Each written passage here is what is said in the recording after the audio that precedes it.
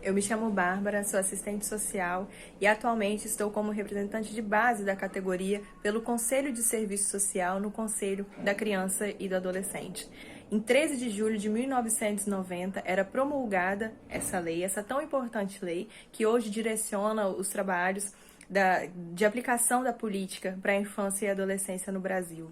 E existem muitos fatores, existem muitos avanços que aconteceram a partir da promulgação desse estatuto e existem ainda muitos desafios, mas é um marco histórico importante esses 30 anos, sobretudo porque o Estatuto da Criança e do Adolescente, ele veio de da manifestação popular, ele foi fruto também da Constituição de 88. Então, a partir do engajamento político de vários setores da sociedade, foi que foi possível a construção de uma lei em que se enxergasse a amplitude do que é a criança e a adolescência no país. E isso foi feito, inclusive, com a participação da criança e do adolescente. Então, é uma lei que rompe, né, com essa lógica antes tão limitadora, né, que vem que rompe com o código de menor, em que o código era feito para um público específico, para um público que ainda marginalizava a pobreza. E o Estatuto da Criança e do Adolescente vem com esse caráter, além de ter sido feito a partir de várias mãos, né, da construção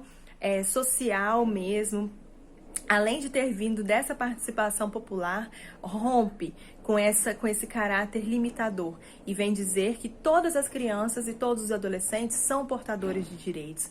Ele universaliza esses direitos e por isso que é uma demarcação importante para nós, enquanto trabalhadores dessa política, enquanto implementadores dessa política, demarcarmos essa data dos 30 anos. Eu acredito que por essas duas questões, né, pela questão da universalidade, pela questão como a forma como o Estatuto da Criança e do Adolescente foi construído. Porque ainda hoje, nesse contexto político, nós vamos passar por diversos desafios, sobretudo pelo desgoverno que hoje enfrentamos no país, né? Não só a pandemia, mas também enfrentamos um desgoverno. E aí eu gostaria de saudar, é importante saudar os trabalhadores que atuam na implementação dessa política. Não só nós, assistentes sociais, claro, né? Mas os psicólogos, os defensores públicos, os conselhos tutelares que estão na lida ali, no cotidiano, atuando e na busca, na garantia pelos princípios, né, dos direitos humanos e das bandeiras que são tão caras para nós no cotidiano, levando à implementação dessa política. Eu acho que o desafio maior é ainda lidar com esse Estado que é tão violador, esse Estado que ainda assassina nossas crianças, que ainda assassina nossos adolescentes, que encarcera nossos adolescentes, né? Sobretudo pelo recorte social, sobretudo pela questão do racismo estrutural. Então, assim, existem diversos fatores políticos que engendram essas condições hoje e que ainda imprimem muitos desafios, né, de justiça social e de liberdade para esses sujeitos. Eu acho que quando a gente fala do nosso Código de Ética como princípio fundamental da liberdade, a gente também, paralelamente a isso, à medida que também faz a junção dessas duas ferramentas legais, a gente observa os desafios que é colocá-la nas práticas institucionais ainda do nosso Estado, né? Mas, para além disso, eu convoco a categoria, né, tanto enquanto representante de base, né, mas toda a categoria tem total condição de participar e de fazer parte e de incentivar os usuários também a ocuparem esses lugares. Eu acho importante dizer que o Conselho da Criança e do Adolescente é um conselho de participação, que as reuniões são públicas, que os usuários podem participar, é uma ferramenta ainda de garantia, de fiscalização. Então, é importante nós, né, enquanto assistentes sociais, levarmos essas informações até os sujeitos em que atendemos, né? Eu acho que isso é um desafio e é uma coisa que é possível ser alcançada.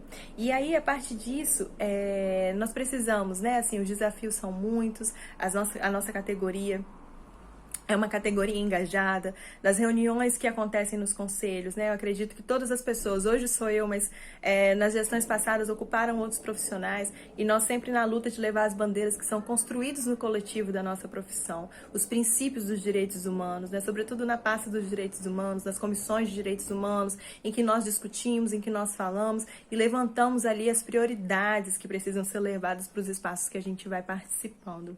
Então, Para concluir esse vídeo, essa demarcação desses 30 anos, essa importante demarcação desses 30 anos do Estatuto da Criança e do Adolescente, eu gostaria de falar do quanto é necessário sempre a gente envolver os movimentos sociais, a gente envolver inclusive as crianças e os adolescentes nos espaços decisórios, deixar de tomar decisões por eles, sabe? Dar voz a esses sujeitos. Existe uma potência imensa, a necessidade deles também de falar do lugar que deles estão e que eles ocupam. Então é importante fazer as coisas com a participação deles, ouvi-los mais. E para além disso, né, eu acredito que as ferramentas, para além das ferramentas de escuta, existe a ferramenta também do nosso engajamento, da necessidade da gente se manter em resistência frente ao governo, ao desgoverno, na verdade, e frente a todas as dificuldades que enfrentamos hoje na implementação dessa política. E demarcar os 30 anos do Estatuto da Criança e do Adolescente é reconhecer esse avanço, é reconhecer que foi uma lei que veio das inúmeras manifestações populares, do engajamento de pessoas preocupadas com os direitos humanos, e é reconhecer também os inúmeros desafios que existem para a implementação, para não retroceder uma série de questões ali principadas. E aí, a partir disso, eu termino saudando, reconhecendo a nossa profissão enquanto uma importante ferramenta política no contato diário com os nossos usuários, para fortalecimento dos espaços da categoria e dos espaços de movimentos sociais, nos espaços de participação dos conselhos.